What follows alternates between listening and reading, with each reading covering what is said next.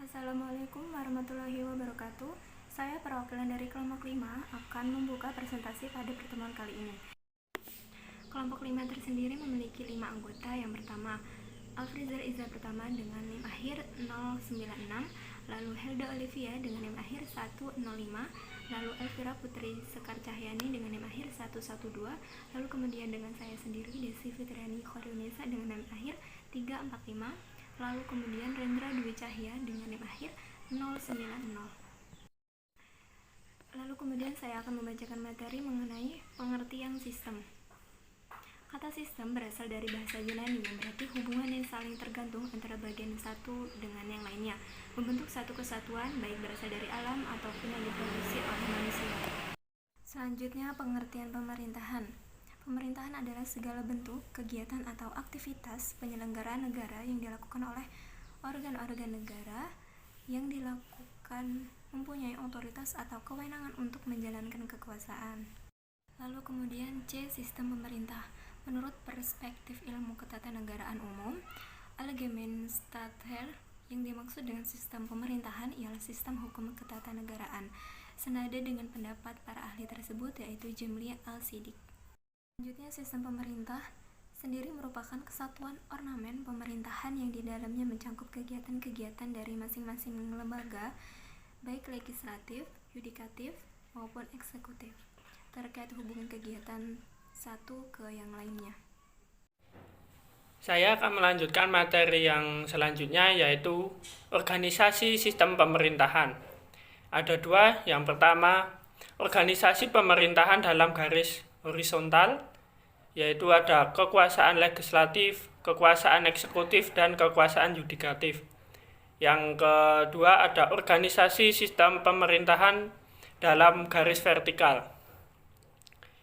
Yang pertama, organisasi pemerintahan dalam garis horizontal. Menurut konsep trias politika, kekuasaan di dalam negara dapat dibagi menjadi 3 cabang kekuasaan, yaitu ada legislatif. Pengertiannya adalah kekuasaan untuk membentuk undang-undang. Yang kedua ada kekuasaan eksekutif. Tugasnya untuk kekuasaan untuk menjalankan undang-undang, dan yang ketiga yaitu kekuasaan yudikatif, kekuasaan untuk melaksanakan peradilan. Nah, dari ketiga itu, kekuasaan ini dilakukan oleh badan-badan peradilan dengan susunan bertingkat sesuai dengan kewenangan masing-masing tingkat dan berpuncak pada Mahkamah Agung. Yang kedua, organisasi sistem pemerintahan dalam garis vertikal. Menurut Krenenberg, kedua satuan pemerintah yang lebih rendah di bawah pemerintah pusat, baik yang terdapat di negara kesatuan maupun serikat, masing-masing mempunyai ciri yang berbeda antara satu dengan yang lainnya berdasarkan hukum positif, yaitu pertama, negara bagian yang terdapat di dalam negara serikat memiliki wewenang untuk membentuk undang-undang dasar sendiri serta mempunyai wewenang untuk membentuk organisasi sendiri dalam rangka dan batas-batas konstitusi federal. Sedangkan dalam negara kesatuan organisasi bagian-bagian negara atau pemerintah daerah secara garis besar telah ditetapkan oleh pembentuk undang-undang pusat. Selanjutnya yang kedua, dalam negara federal atau serikat, wewenang membentuk undang-undang pusat untuk bidang tertentu telah diperinci satu persatu dalam konstitusi federal.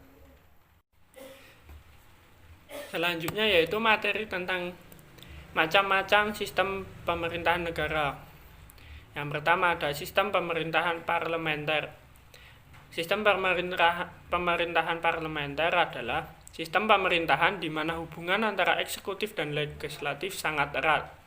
Hal ini bertolak dari adanya pertanggungjawaban para menteri terhadap parlemen, maka setiap kabinet dibentuk harus memperoleh dukungan kepercayaan dengan suara terbanyak dari parlemen.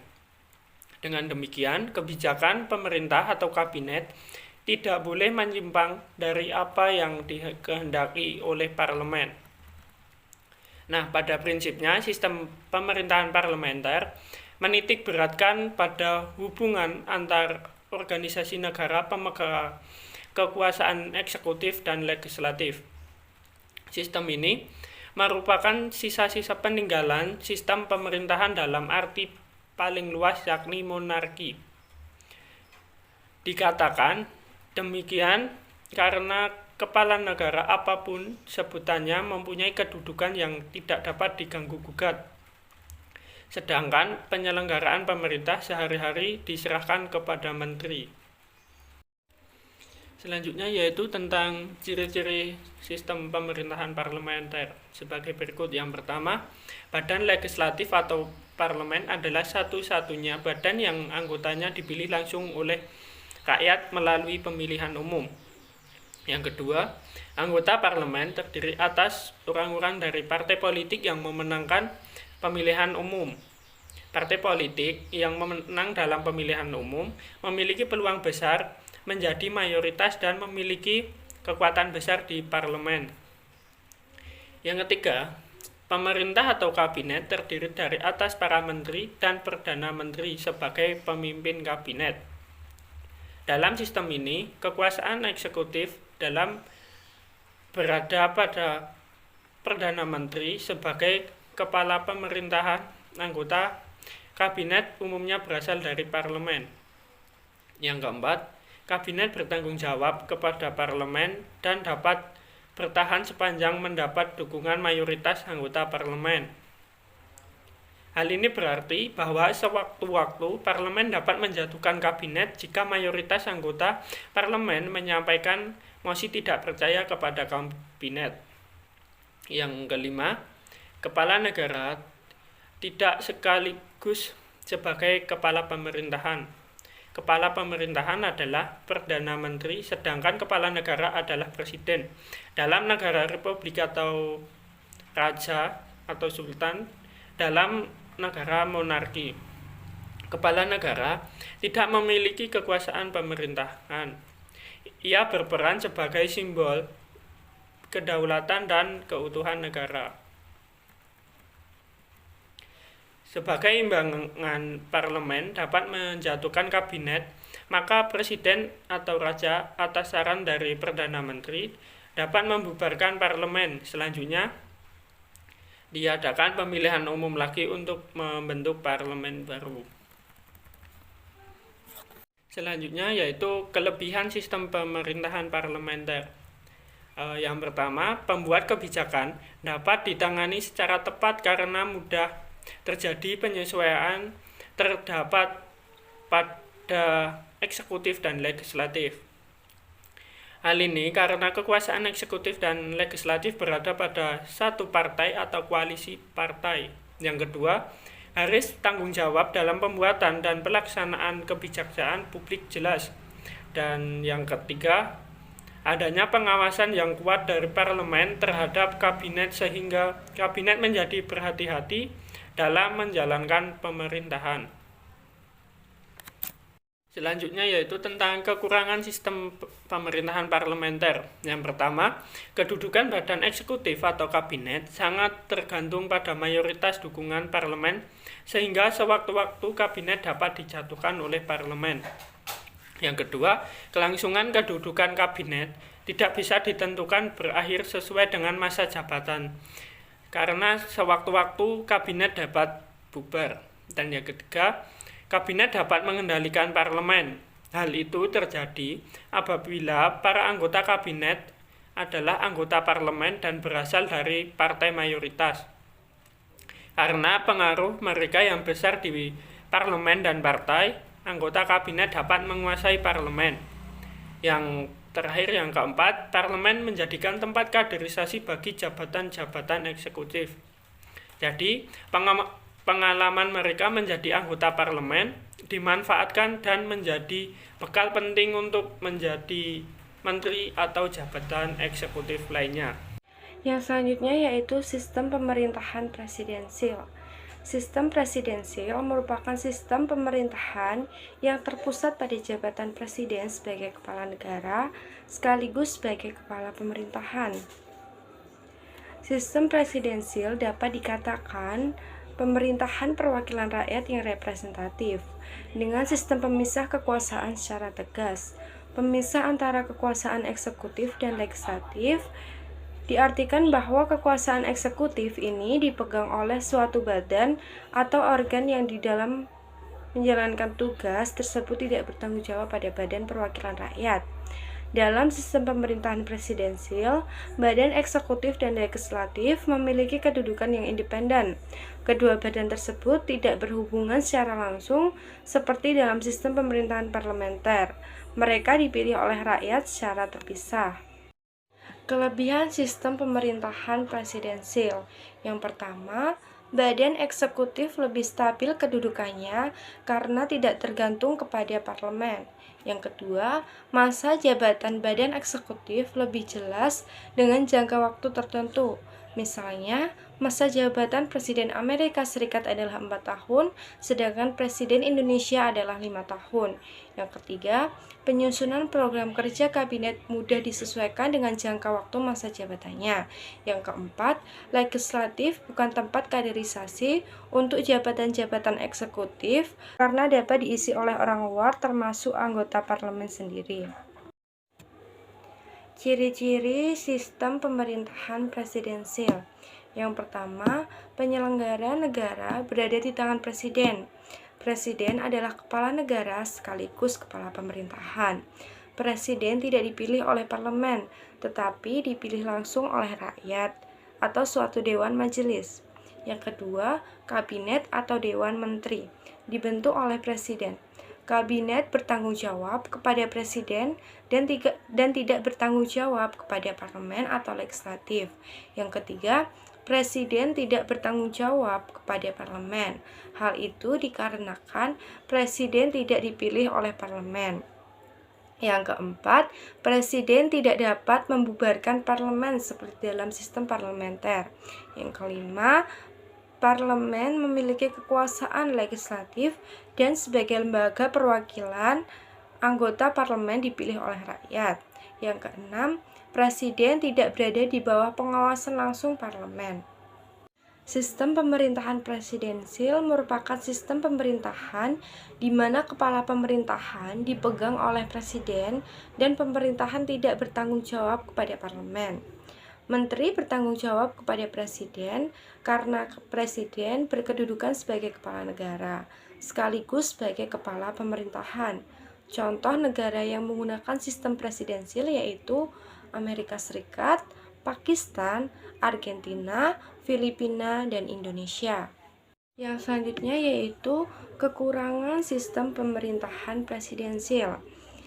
Yang pertama, kekuasaan eksekutif di luar pengawasan langsung legislatif dapat menciptakan kekuasaan mutlak. Yang kedua, sistem pertanggungjawaban kurang jelas. Yang ketiga, pembuatan keputusan atau kebijakan publik umumnya hasil tawar-menawar antara eksekutif dan legislatif, sehingga dapat terjadi keputusan tidak tegas dan memakan waktu yang lama. Yang selanjutnya yaitu sistem pemerintahan campuran.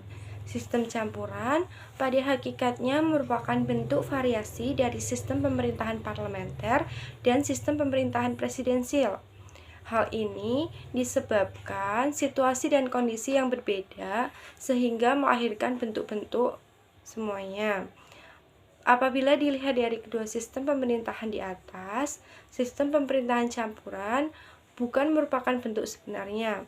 Dalam sistem ini dikenal bentuk campuran parlementer dan campuran presidensial.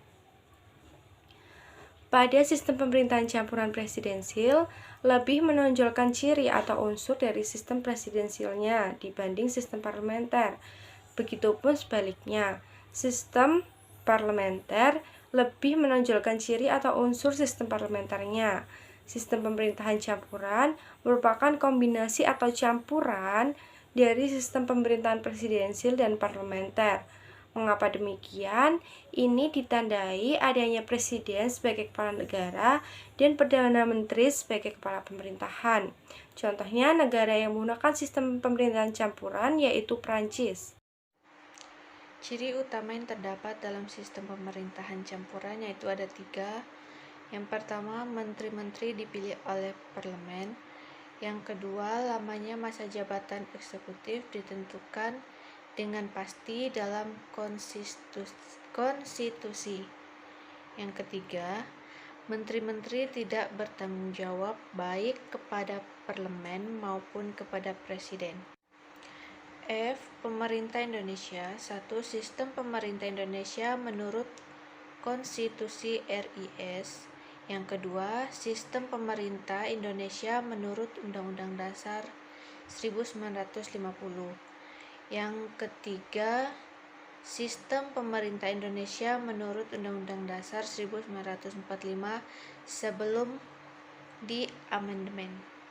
Yang keempat, sistem pemerintah Indonesia setelah amandemen.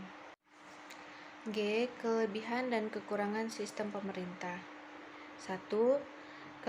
Kelebihan sistem pemerintah. Presiden dan menteri selama masa jabatan tidak dapat dijatuhkan DPR.